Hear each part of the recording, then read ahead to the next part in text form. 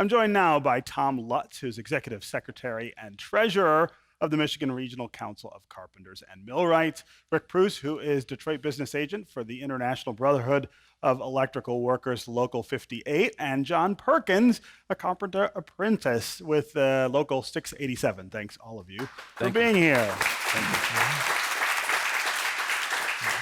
So, Tom, I want to start with you. Of course, we saw in the clip there this center that's being built on the west side of Detroit. We should also mention that it's being built in the neighborhood where I was born and where I operate a nonprofit community and literary arts center now. So there's nobody more excited about what you're doing than me. Talk about why you're building this training center where you are, why you're moving to the city of Detroit, and what kind of opportunity that really opens up for Detroiters.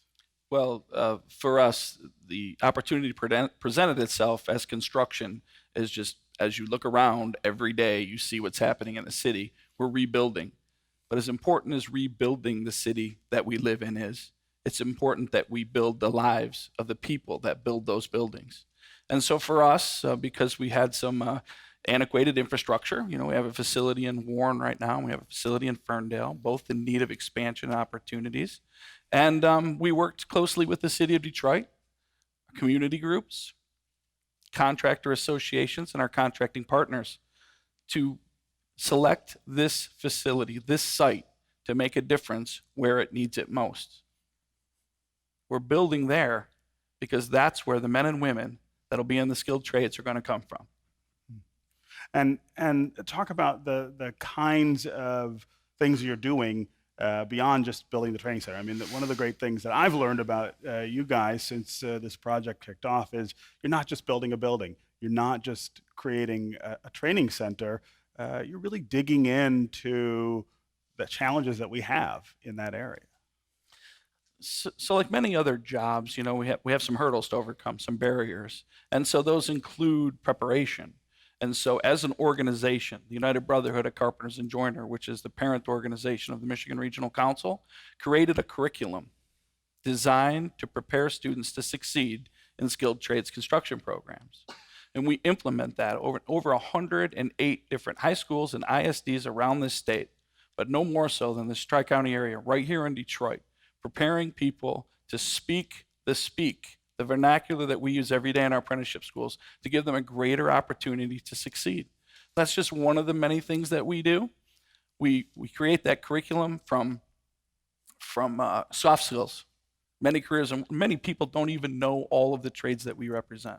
From floor coverers, pile drivers, and divers, to millwrights, commercial and residential carpenters. All of these opportunities exist, and as you've heard many times here already tonight, its exposure is the number one opportunity to increase our intake. So those are the reasons that we do it, and we're blessed to have good community partners to do that with. Yeah. Ric, you come at this kind of from a different angle, from the sense of businesses, what they need and how they work with training opportunities to get Detroiters trained up for these jobs. Give us an overall picture of how we're doing in Detroit with skilled trades and making sure people are ready. It's an exciting time to be in Detroit. I think we have a once-in-a-generation opportunity to really make an impact here.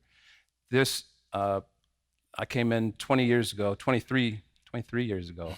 I came in, and at that time we're building Ford Field, Comerica Park, and we have another one of those big opportunities of bringing in a lot of trades, men and women. And I think in the last, you saw Randolph as one of our feeder programs that we helped bring back from being mothballed, and really showing, that if I keep on saying exposure, you got to get those younger kids. High school is great, but if we could get into the grade schools to teach and to show those young minds that there's something else out there, it's very gratifying. You ask anybody in the trades, they say, this is the greatest decision I ever made. Changed my life. The other piece that we're trying to really do is a pre-apprentice. So before that was a word that was not in our nomenclature. We didn't use that word very often. And now it's being used a lot more. And I think the reason why is because we're seeing that exposure. You get to see firsthand before you get to test drive it before you have to buy it. And these programs, just like Tom had said, we pay for all this training.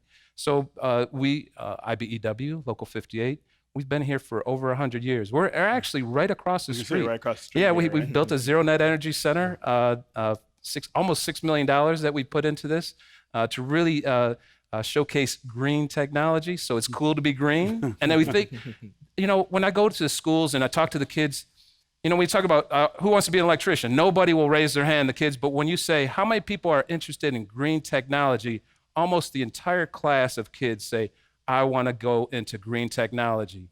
So it's fashionable, it's cool, it's something that we see that when we promote it right and we talk the language, like Tom was saying, we talk the talk and we communicate on the level of the people that we're talking to, I think we got a better result.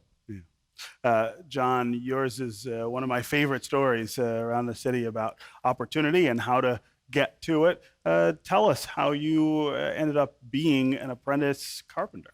Yes. So one of the key words that I keep hearing tonight is the exposure. So I was exposed at an early age. My father was a carpenter, actually. So building clubhouses and renovating his homes that he owned at the age of 12. Every child wants to be like his father growing up. So that's where the passion and the drive came from. Once I got of age to actually pursue a career of my choice, which is carpentry, I actually went through a pre-apprenticeship program. And that's how I was exposed to the union as a whole. I remember going into the program not knowing the logistics of, step 1 and step 2. All I knew was if I step foot in this door, I'm gonna come out a carpenter.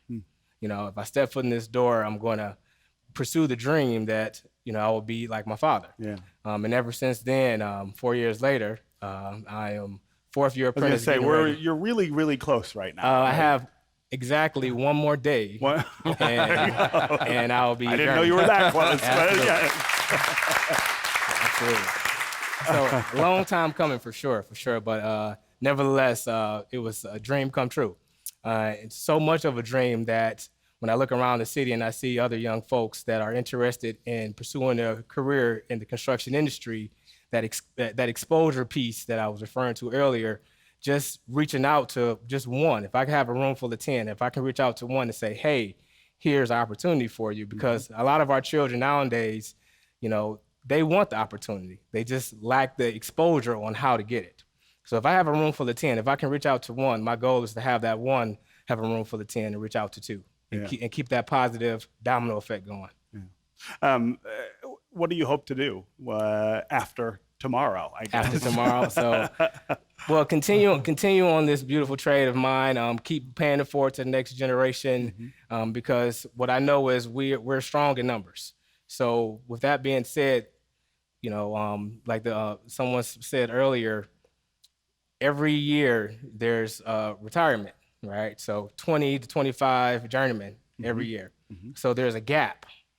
So my goal is not to stop today, not to stop tomorrow, but continue on reaching out to pre-apprenticeship programs, high school students, career fairs.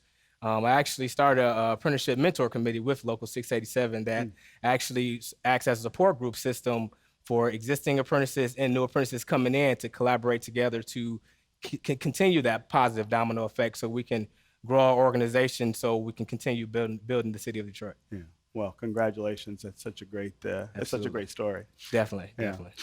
Tom, can you talk about how you hope to reach out to Detroiters who are maybe a little more disconnected than people like John? I mean, John's dad was a carpenter. He understood all of this. What are some of the ways when you move into the city that you get to populations that just aren't used to even thinking in this space?